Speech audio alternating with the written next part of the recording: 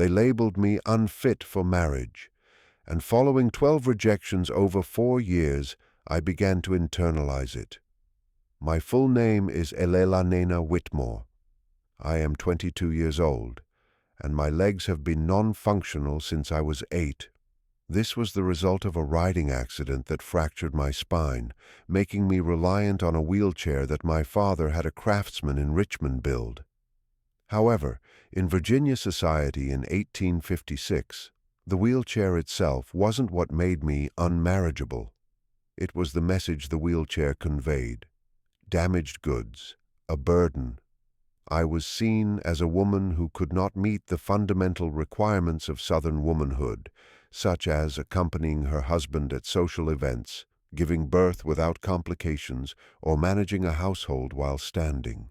12 men, 12 proposals arranged by my father, resulted in 12 refusals that became increasingly cruel as my reputation as the crippled Whitmore girl spread throughout Virginia's planter class. Yet, this account is not focused on my disability. It is about how my father's desperate action, assigning me to an enslaved man known as the Brute, developed into the most profound love story I would ever know.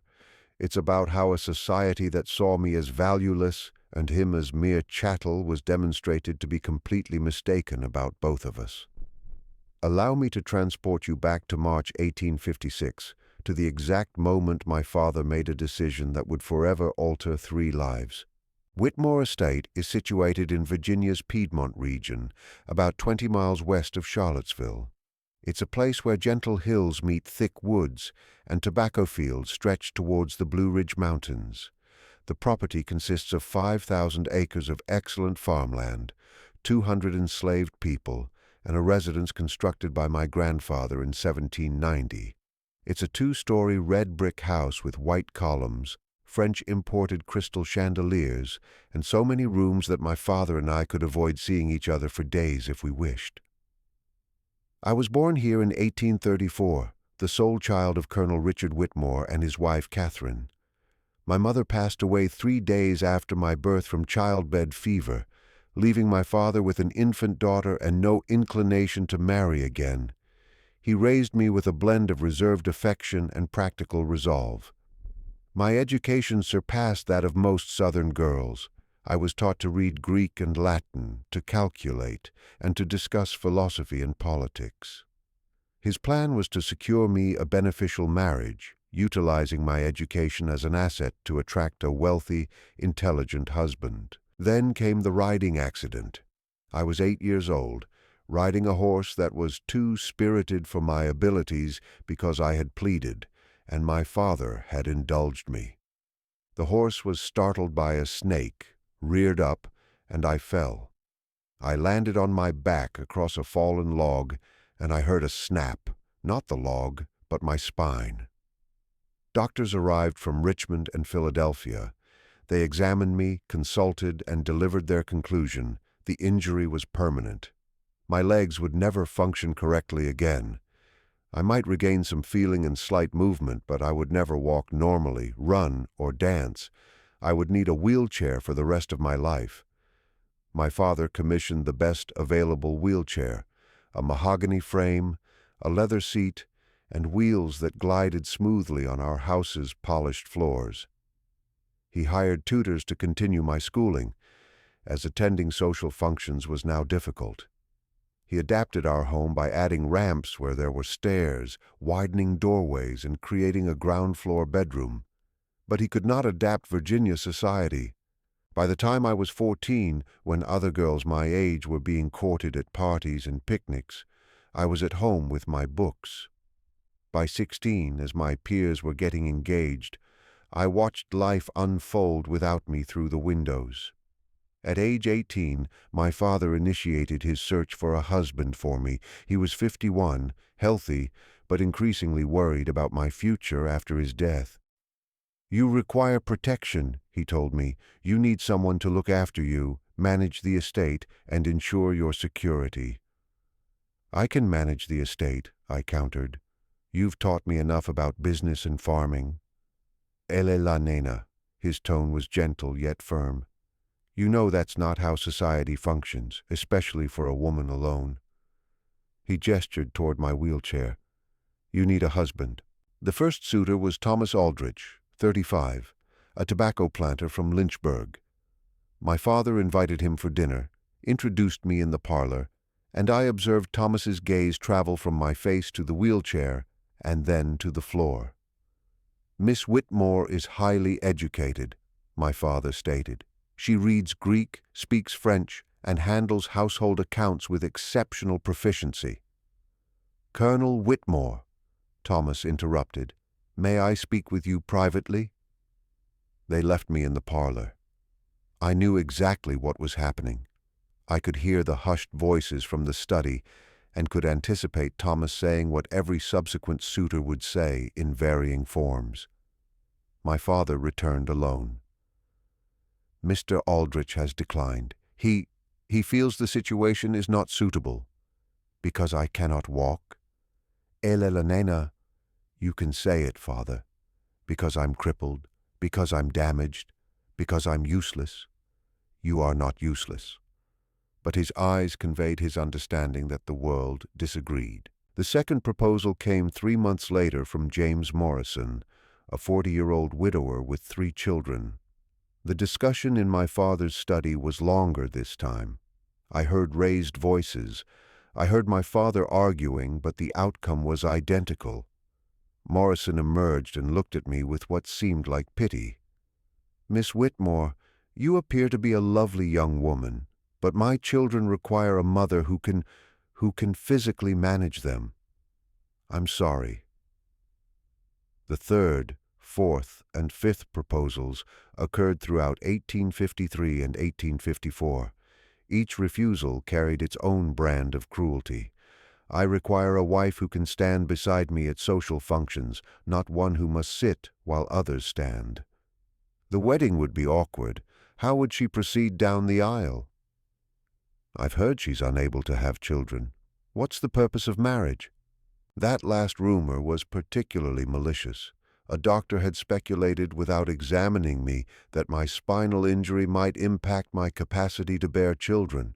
The rumor spread like wildfire through Virginia society. Suddenly I wasn't merely disabled, I was also infertile. I attempted to correct it. The doctors in Philadelphia confirm my reproductive system is healthy, that the injury does not affect it. But reputations are not swayed by facts. Once labeled incapable of bearing children, I might as well have been labeled a carrier of the plague. By 1855, my father's efforts had become desperate. He approached men from other states, including North Carolina, Maryland, and Kentucky. He lowered his expectations for wealth and social standing. He offered increasingly generous dowries. The answer was always a no. Rejection number 9 arrived in January 1856 from a man named William Foster, whom my father had met through business contacts. Foster was 50 years old, portly, twice widowed, and had a reputation for heavy drinking. My father was offering him 5% of our estate's annual profits. Foster toured our property, consulted with my father's lawyer, and reviewed the financial arrangements. Then he met me. "Can you sew?" he asked. "No, sir. My hands have limited dexterity." "Can you cook?" "I've never learned. We have kitchen staff." "Can you manage the servants?" "I can supervise household operations from my chair." He turned to my father. "Colonel, your daughter is pleasant, but I need a wife who can perform wifely duties. This situation is unsustainable." After Foster departed, I found my father in his study, staring at the wall with a glass of bourbon in his hand. "Father, you can stop. I don't require 12 proposals." "Elena." His voice was flat, defeated. "I've organized 12 proposals in 4 years. Every single man has refused, some politely, some harshly, but all with the same message: you're not worth marrying." The words felt like physical blows. "Then I won't marry. I'll stay here. I'll assist you in managing the estate. I'm 55 years old. I might die tomorrow or live for 20 more years, but eventually I will pass away. And when that happens, What becomes of you?" He finally looked at me. "Our male relatives will inherit this estate. Do you truly believe your cousin Robert will permit you to remain here? He'll sell this property and provide you with a mere pittance to live on in a boarding house somewhere, dependent on his charity. Then leave the estate to me in your will." "I cannot. Virginia law prohibits it. Women cannot inherit property independently, especially not unmarried women, and especially not—" He gestured toward my wheelchair, unable or unwilling to finish the sentence. Tears welled up, but I refused to cry. "Then, what do you propose?" He took a long drink. "I don't know, but I must devise a solution because I will not leave you unprotected." That was in February 1856. 4 weeks later, my father summoned me to his study and revealed his solution. A solution so radical, so astonishing, so entirely outside of social norms that I was convinced I had misheard him. "I'm giving you to Josiah," he announced. "He will be your husband." I stared at him. "Josiah, the blacksmith?" "Yes, the enslaved blacksmith." "Father, you cannot be serious." "I'm entirely serious." He stood and paced, as he always did when facing difficult decisions. "Eleanor, no white man will marry you. That is the reality we confront. But you require protection. You need someone strong enough to carry you, capable enough to handle physical tasks you cannot perform, and loyal enough to care for you after I am gone. And you believe an enslaved man. Josiah is the strongest man on this estate. He is intelligent, healthy, and by all accounts gentle despite his immense size. He will protect you, he will provide for you, and he will not abandon you because he is bound to you by law." The reasoning was terrifying. "Father, this is not how—" "I know it's unconventional. I know society will condemn it. But society has already condemned you, Elena. 12 men looked at you and determined you were not worth marrying. So, I am finished caring what society thinks. I am arranging protection for my daughter using the resources available to me. You're treating me like property, giving me to a slave as if I'm furniture. I'm ensuring your survival." His voice rose, then softened. "Elena, I've spent 4 years trying to secure you a husband through proper channels. It has failed. So now, I am trying something different. If it offers you comfort, I will tell you this. I've observed Josiah for years. He has never been violent. He has never been cruel. He reads. Yes, I know he's not permitted to, but I've seen him. He is smart and capable, and everything you need in a protector." I attempted to process this. My father wanted me to marry, or whatever passed for marriage when one party was enslaved, a man I had barely spoken to, a man society labeled property, a man known as the brute due to his immense size. "Have you asked Josiah?" "Not yet. I wanted to inform you first." "And if I refuse?" My father's face looked ancient, exhausted. "Then I will continue trying to find a white husband, and we will both know I am going to fail, and you will spend your life in boarding houses after I die, dependent on relatives who do not want you." It was the most dismal possible portrayal of my future, and as much as I wanted to protest, to insist there must be an alternative, I couldn't refute his logic. No white man wanted me. Society had declared me unmarriageable. My options were to accept my father's radical solution or face a future of dependency and vulnerability. "Can I meet him first? Actually talk to him?" "Of course. I will arrange it for tomorrow." That night, I lay in bed, trying to envision my future. I had heard of Josiah. Everyone on the estate knew about the brute. He was enormous, over 7 feet tall, with shoulders like a bull and hands that could bend iron. He worked in the blacksmith shop, creating horseshoes, tools, and equipment. People were afraid of him. Enslaved people kept their distance. White visitors commented on his size with a mix of fascination and fear. And my father intended for me to marry him. I tried to imagine it. I tried to imagine cohabiting with a man I didn't know, a man society viewed as property, a man who appeared capable of breaking me in half effortlessly. I tried to imagine him as a husband, a protector, the person who would carry me through life after my father's death, and I couldn't. I couldn't see beyond the fear, the sheer oddness, the absolute impossibility of this plan. But as dawn approached and sleep eluded me, one thought became clear. If I had to choose between a future dependent on relatives who saw me as a burden, or a future with a man my father trusted to protect me, perhaps the radical solution was the only solution. Tomorrow I would meet Josiah, and we would both discover whether my father's desperate plan had any hope of success. They brought Josiah to the house the next morning, and my immediate thought was, "Dear God, he's impossibly large."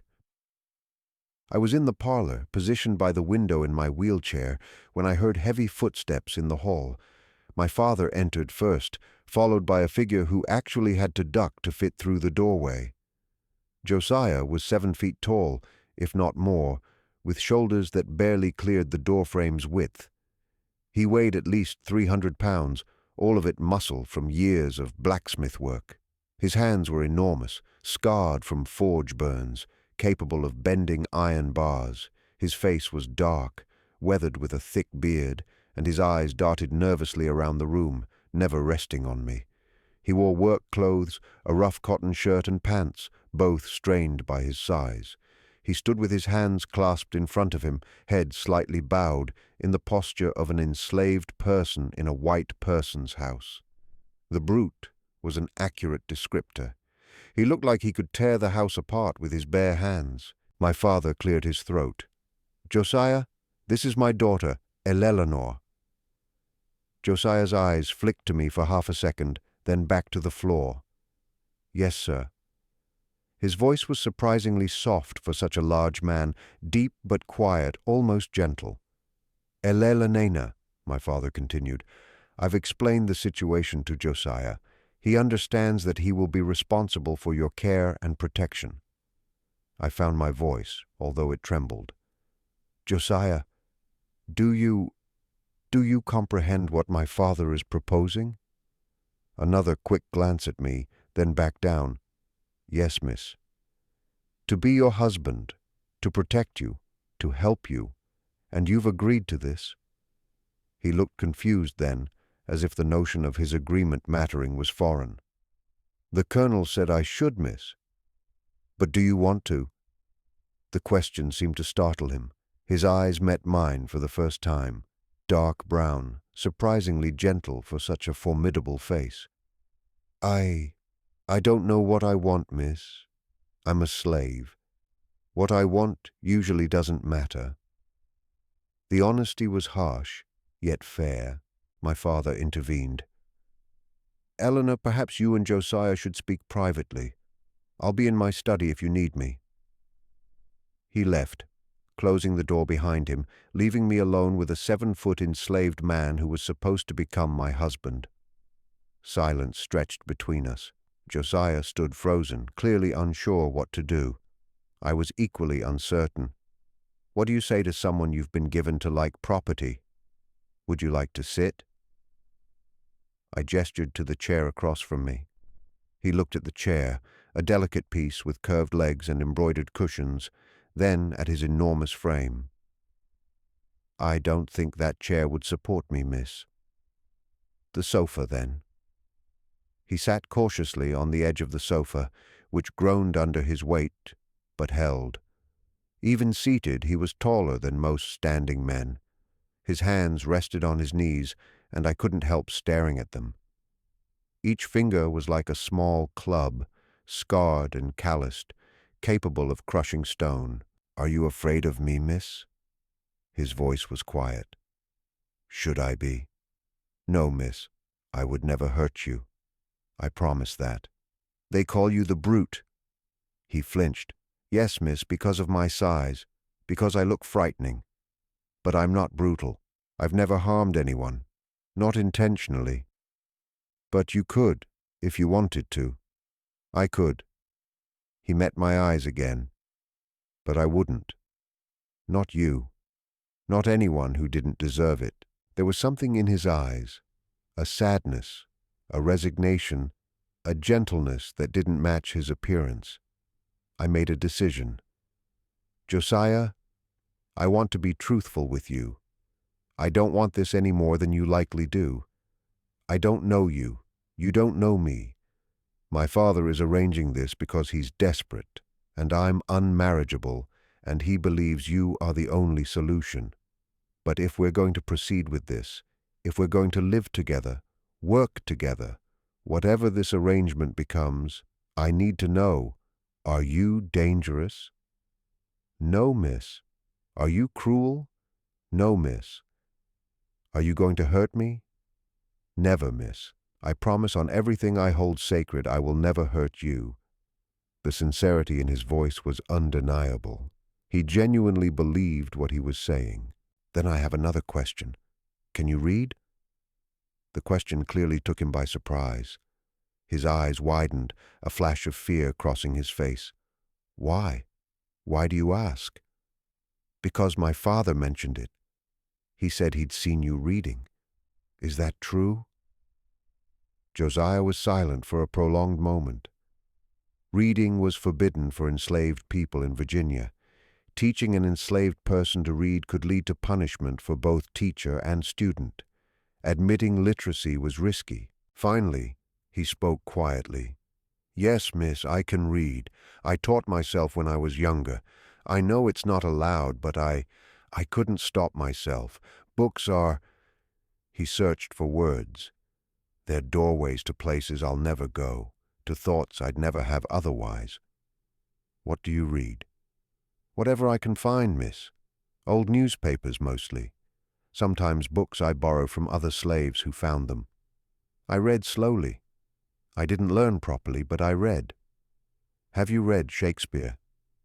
He looked startled again. Yes, miss. There's an old copy in the library that no one ever touches. I've read it at night when everyone's asleep. Which plays? Hamlet, Romeo and Juliet, The Tempest. His voice gained enthusiasm despite himself. The Tempest is my favorite. The idea of Prospero controlling the island with magic, of Ariel desiring freedom, of Caliban being treated as a monster, but perhaps being more human than anyone. He stopped abruptly, as if remembering his position. Sorry, miss, I'm speaking too much. No.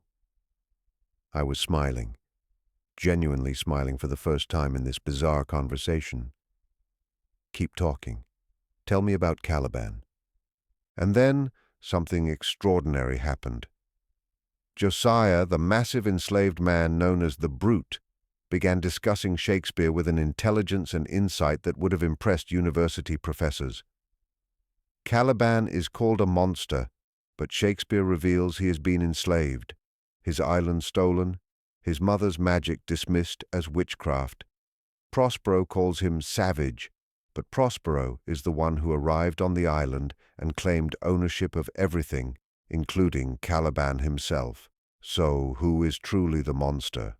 I was captivated. You view Caliban as sympathetic. I see Caliban as human, treated as less than human, but human nonetheless, like... He trailed off. Like enslaved people, I finished. Yes, miss. We spoke for 2 hours about Shakespeare, about books, about philosophy and ideas. Josiah was largely self-educated. His knowledge was uneven and informal, but his mind was sharp, and his thirst for knowledge was obvious. As we talked, my fear began to dissipate. This man wasn't a brute. He was intelligent, gentle, and thoughtful, trapped in a body that society looked at and saw only a monster. Finally, as the conversation concluded, I said, Josiah, if we proceed with this, if we become whatever my father intends for us to become, I want you to know something. I don't think you're a brute. I don't think you're a monster. I believe you are a person who has been forced into an impossible situation just like me. His eyes suddenly became moist. Thank you, miss. Call me Elelanena when we're alone. Call me Elelanena. I shouldn't, miss. That wouldn't be proper. Nothing about this situation is proper. If we're going to be husband and wife, or whatever this arrangement is, you should use my name. He nodded slowly. Elelanena. My name, spoken in his deep, gentle voice, sounded like music. Then you should know something too. I don't think you're unmarriageable. I think the men who rejected you were fools. Any man who can't see past a wheelchair to the person inside doesn't deserve you. It was the kindest thing anyone had said to me in 4 years. Will you do this, Josiah? Will you agree to my father's plan? Yes. No hesitation. I'll protect you. I'll care for you, and I'll try. I'll try to be worthy of you, and I'll try to make this bearable for both of us. We sealed the agreement with a handshake. His enormous hand enveloped mine, warm and surprisingly gentle. My father's radical solution suddenly seemed less impossible. The arrangement formally began on April 1st, 1856. My father held a small ceremony, not a wedding in the legal sense, as enslaved people couldn't legally marry, and certainly not a wedding that white society would acknowledge between a white woman and a black man.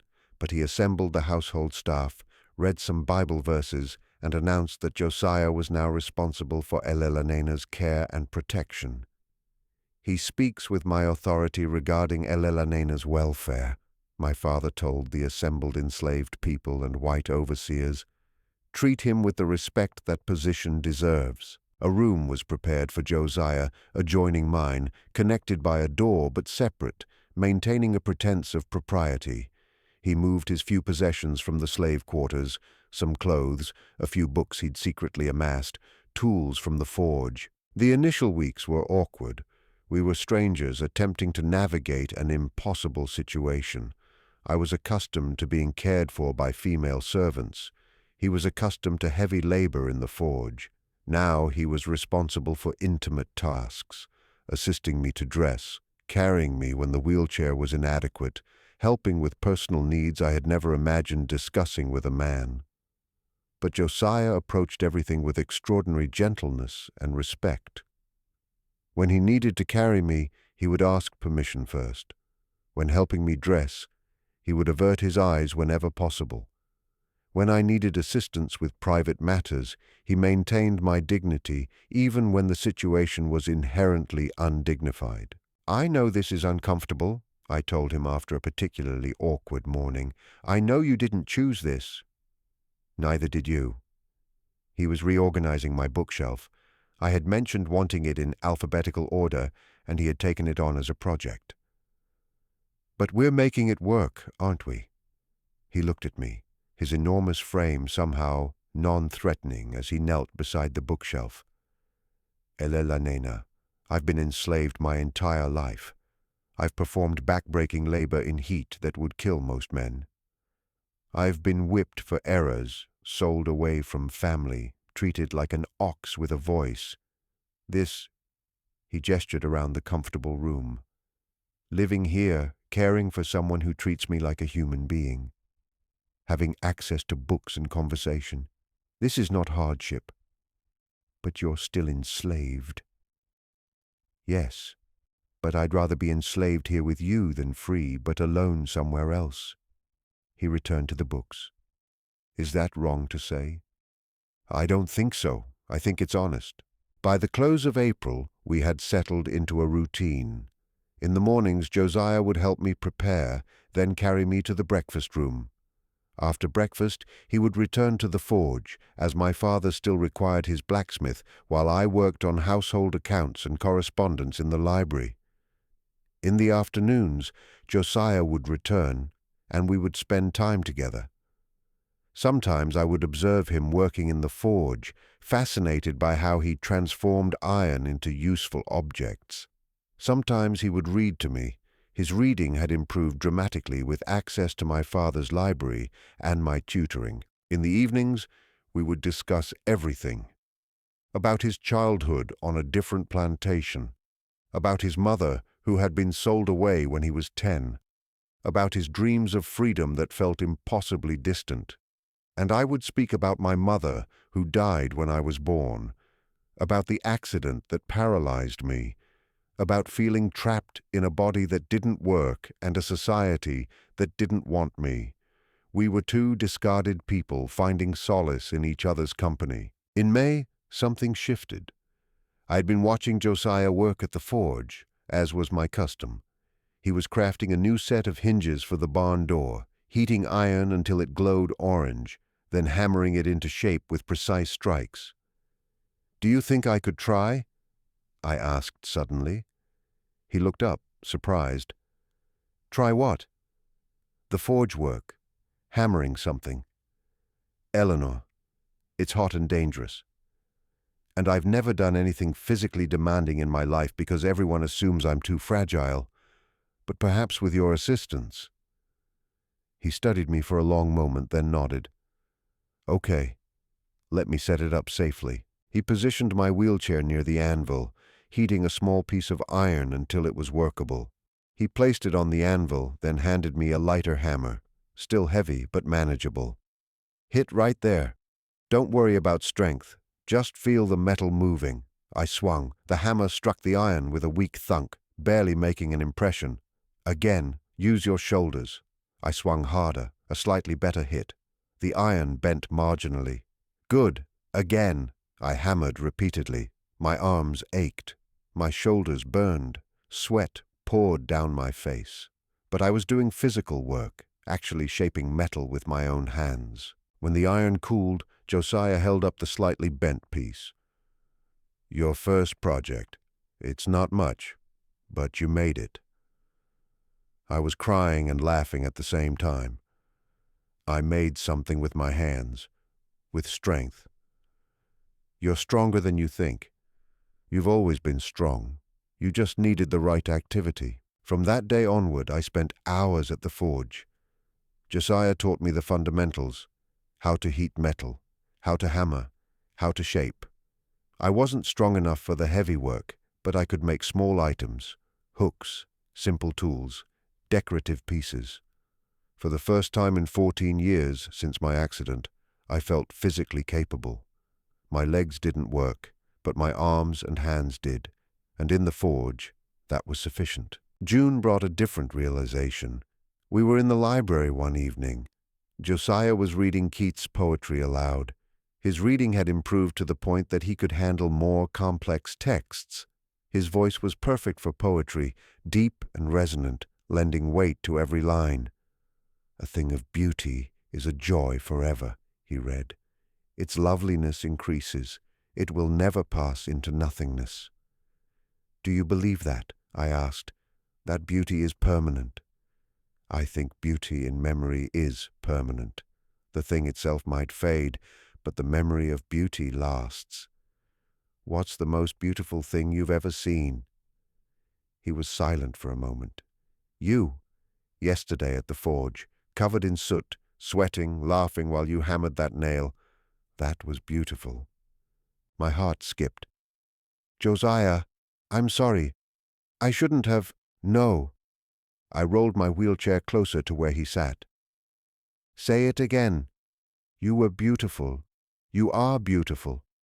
You've always been beautiful, Elena. The wheelchair doesn't change that. The legs that don't work don't change that. You're intelligent and kind and brave, and yes, physically beautiful too. The 12 men who rejected me were blind idiots. They saw a wheelchair and stopped looking. They didn't see you. They didn't see the woman who learned Greek just because she could, who reads philosophy for pleasure, who learned to forge iron despite having legs that don't work. They didn't see any of that because they didn't want to see it." "Eleanor," he said cautiously, "you can't. We can't. If anyone knew, they'd... "What? We're already living together. My father already gave me to you. What's the difference if I love you?" "The difference is safety. Your safety, my safety. If people think this arrangement is affection rather than obligation, I don't care what people think." I cupped his face with my hand. I had to reach up to do it. His face was so far above mine even when he was sitting. "I care what I feel. and I feel love. For the first time in my life, I feel like someone sees me, really sees me. Not the wheelchair, not the disability, not the burden. You see Elela Nena, and I see Josiah. Not the slave, not the brute. The man who reads poetry and makes beautiful things from iron and treats me with more kindness than any free man ever has. If your father knew, my father arranged this. He put us together. Whatever transpires is partly his responsibility. I leaned forward. Josiah, I understand if you don't feel the same. I understand this is complicated and dangerous, and perhaps I'm just lonely and confused, but I needed to tell you. He was quiet for so long I thought I had ruined everything. Then I've loved you since the first real conversation we had. When you asked me about Shakespeare and actually listened to my answer, when you treated me like my thoughts mattered, I've loved you every day since, Elela Nena. I just never thought I could say it. Say it now. I love you. We kissed. My first kiss at age 22 with a man society said shouldn't exist to me in a library surrounded by books that would condemn what we were doing.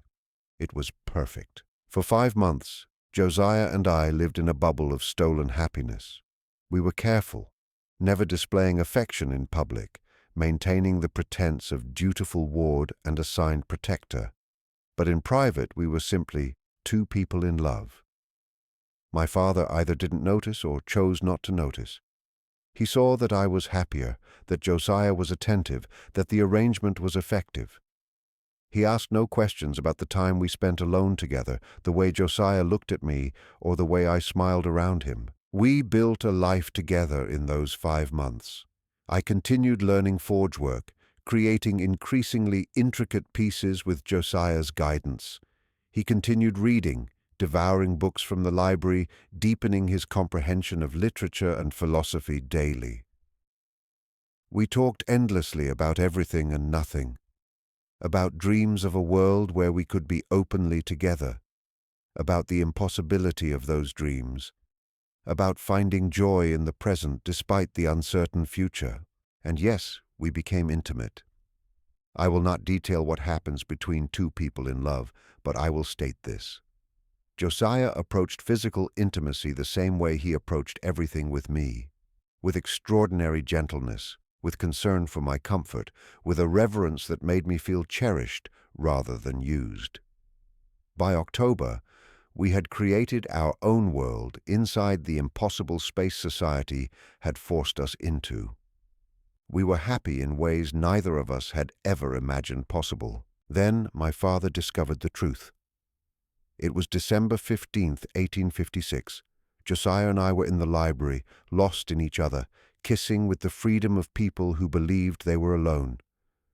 We didn't hear my father's footsteps, didn't hear the door opening. Elela Nena. His voice was ice. We sprang apart, guilty, exposed, terrified. My father stood in the doorway, his face a mixture of shock, anger, and something else I couldn't decipher. Father, I can explain. You're in love with him. Not a question, but an accusation. Josiah immediately dropped to his knees. Sir, please, this is my fault. I should never have. Be quiet, Josiah. My father's voice was dangerously calm. He looked at me. Eleanor, is this true? Are you in love with this slave? I could have lied, could have claimed Josiah forced himself on me, that I was a victim. It would have saved me and condemned Josiah to torture and death. I couldn't do it.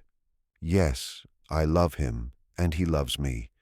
And before you threaten him, know that this was mutual. I initiated our first kiss. I pursued this relationship. If you're going to punish someone, punish me. My father's face cycled through a series of expressions: rage, disbelief, confusion. Finally, Josiah, go to your room now. Don't leave it until I send for you. Sir, now. Josiah left, casting one anguished look back at me. The door closed, leaving me alone with my father. Do you understand what you've done? He asked quietly. I've fallen in love with a good man who treats me with respect and kindness. You've fallen in love with property, with a slave. Elelanina, if this becomes known, you'll be ruined beyond redemption. They'll say you're mad, defective, perverted. They already say I'm damaged and unmarriageable. What's the difference? The difference is protection. I gave you to Josiah to protect you, not for this. Then you shouldn't have put us together. You shouldn't have given me to someone intelligent and kind and gentle if you didn't want me to fall in love with him. We were both shouting now, years of frustration pouring out. I wanted you safe, not scandalous. I am safe, safer than I've ever been. Josiah would die before letting anyone hurt me. And what happens when I die? When the estate passes to your cousin? Do you think Robert will let you keep an enslaved husband? He'll sell Josiah the day I'm buried and install you in some institution. Then free him, free Josiah. Let us leave. We'll go north. The north isn't some promised land, Elelanena. A white woman with a black man, former slave or not, will face prejudice everywhere. You think your life is difficult now? Try living as an interracial couple. I don't care. Well, I do. I'm your father, and I've spent your entire life trying to protect you, and I will not watch you throw yourself into a situation that will destroy you. Being without Josiah will destroy me. Don't you understand? For the first time in my life, I'm happy. I'm loved. I'm valued for who I am, rather than what I can't do, and you want to take that away because society says it's wrong. My father sank into a chair, suddenly looking every one of his 56 years. What do you want me to do, Elelanena? Bless this. Accept it. I want you to understand that I love him, that he loves me, and that whatever you do, that won't change. Silence stretched between us. Outside, the December wind rattled the windows. Somewhere in the house, Josiah was waiting to learn his fate. Finally, my father spoke. I could sell him, send him to the deep south, make sure you never see him again. My blood ran cold. Father, please, let me finish. He looked at me with exhausted eyes. I could sell him. That would be the proper solution. Separate you. Pretend this never happened. Find you another arrangement. Please don't. But I won't. He held up a hand. I won't. Because I've watched you these past 9 months. I've seen you smile more in 9 months with Josiah than in the previous 14 years. I've seen you become confident, capable, happy, and I've seen how he looks at you like you're the most precious thing in the world. Hope flickered in my chest. Father, I don't understand this. I don't like it. It goes against everything I was raised to believe. But, he rubbed his face, but you're right. I put you together. I created this situation, and denying that you'd form a genuine bond was naive. So, what are you saying? I'm saying I need time to think, to figure out a solution that doesn't end with either of you miserable or destroyed. He stood. But Elelanena, you need to comprehend that if this relationship continues, there's no place for it in Virginia. In the South, maybe not anywhere. Are you prepared for that reality? If it means being with Josiah, yes. He nodded slowly. Then I'll find a way. I don't know what yet, but I'll find a way. He left me in the library, my heart pounding, hope and fear warring inside me. Josiah was summoned back an hour later. We told him what my father had said, and he collapsed into a chair, overwhelmed. He's not going to sell me. He's going to help us? He said he'd try to find a solution. Josiah put his head in his hands and cried, deep, shaking sobs of relief and disbelief. I held him as best I could from my wheelchair, and we clung to the fragile hope that perhaps, somehow, my father would make the impossible possible. My father spent 2 months deliberating. 2 months during which Josiah and I lived in anxious suspension, awaiting his decision.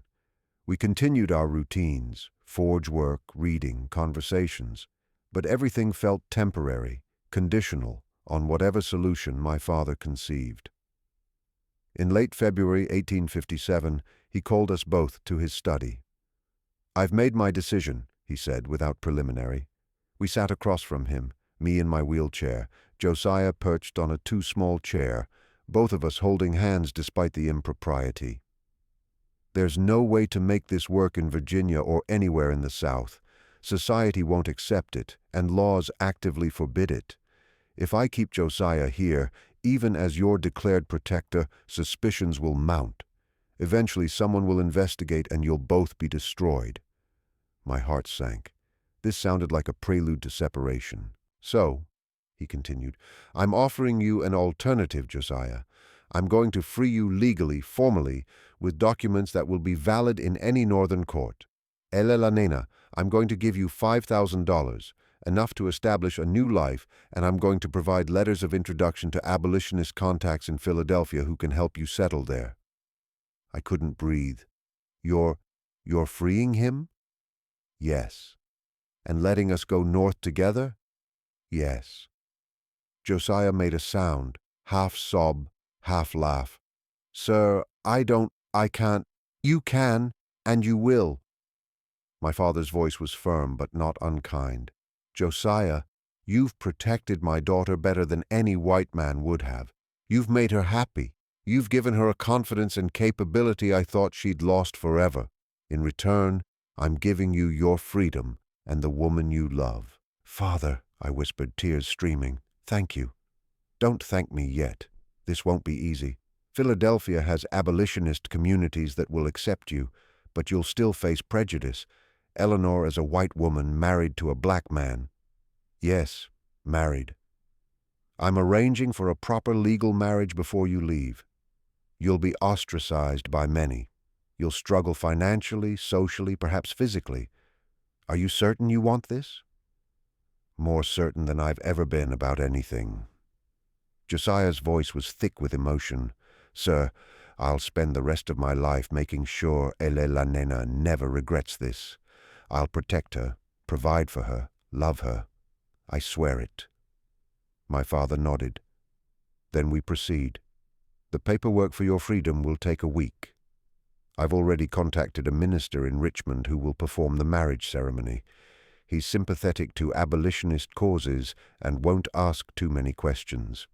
You'll leave Virginia as husband and wife, both legally free, with money and connections, to start fresh." The following week was a frenzy. My father worked with lawyers to prepare Josiah's freedom papers, documents declaring him a free man, no longer property, able to travel without passes or permission. He arranged our marriage through the sympathetic minister, who performed the ceremony in a small church in Richmond with only my father and 2 witnesses present. Josiah and I exchanged vows in front of God and law. I became Elelena Whitmore Freeman.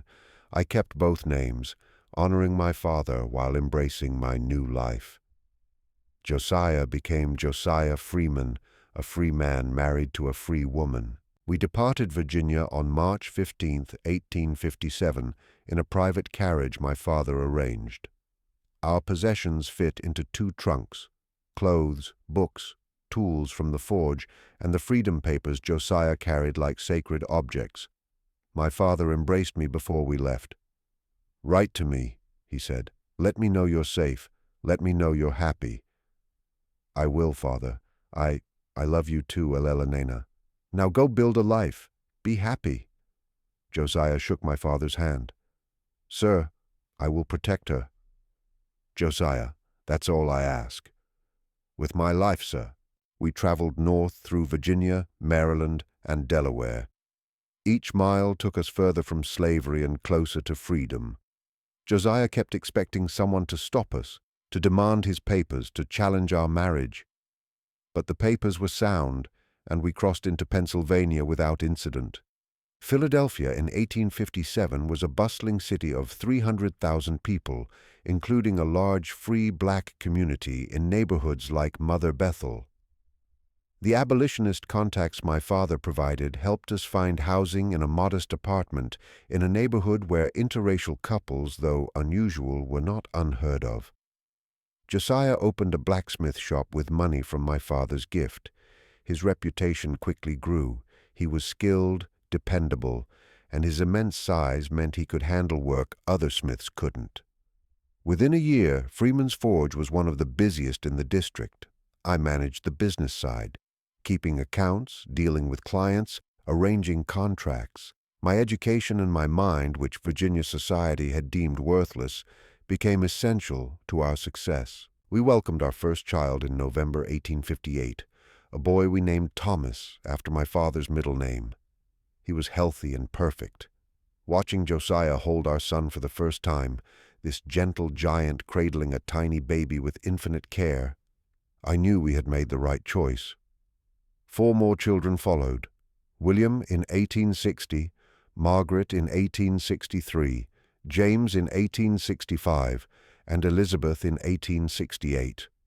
We raised them in freedom, taught them to be proud of both their heritages, and sent them to schools that accepted black children, and my legs. In 1865, Josiah designed an orthopedic device, metal braces that attached to my legs and connected to a support around my waist. With these braces and crutches, I could stand, could walk, awkwardly but genuinely. For the first time since I was 8 years old, I walked. "You gave me so much," I told Josiah that day, standing in our home with tears streaming down my face. "You gave me love and confidence and children, and now you've literally made me walk." "You always walked, Elela Nena," he replied, studying me as I took shaky steps. "I just gave you different tools." My father visited twice in 1862 and 1869. He met his grandchildren, saw our home, our business, our life. He saw that we were happy, that his radical solution had worked beyond anyone's expectations. He died in 1870, leaving his estate to my cousin Robert, as Virginia law required. But he left me a letter. "My dearest Eleanor, by the time you read this, I'll be gone. I want you to know, giving you to Josiah was the smartest decision I ever made. I thought I was arranging protection. I didn't realize I was arranging love. You were never unmarriageable. Society was too blind to see your worth. Thank God Josiah wasn't. Live well, my daughter. Be happy. Love, Father." Josiah and I lived together in Philadelphia for 38 years. We grew old together, watching our children become adults, welcoming grandchildren, building a legacy from the impossible situation we had been thrust into. I died on March 15, 1895, 38 years to the day after we had left Virginia. Pneumonia took me quickly. My last words to Josiah, spoken as he held my hand: "Thank you for seeing me, for loving me, for making me whole." Josiah died the next day, March 16, 1895. The doctor said his heart simply stopped, but our children knew the truth. He couldn't live without me, just as I couldn't have lived without him. We are buried together in Eden Cemetery in Philadelphia, under a shared headstone that reads, "Elela Nena and Josiah Freeman, married 1857, died 1895. Love that defied impossibility." Our 5 children all lived successful lives. Thomas became a physician. William became a lawyer who fought for civil rights. Margaret became a teacher who educated thousands of black children. James became an engineer who designed buildings across Philadelphia. Elizabeth became a writer. In 1920, Elizabeth published a book, My Mother, the Brute, and the Love That Changed Everything. It recounted our story.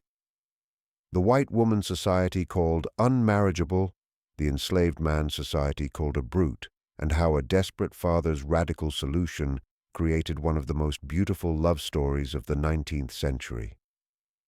This was the story of Elela Nena Whitmore and Josiah Freeman.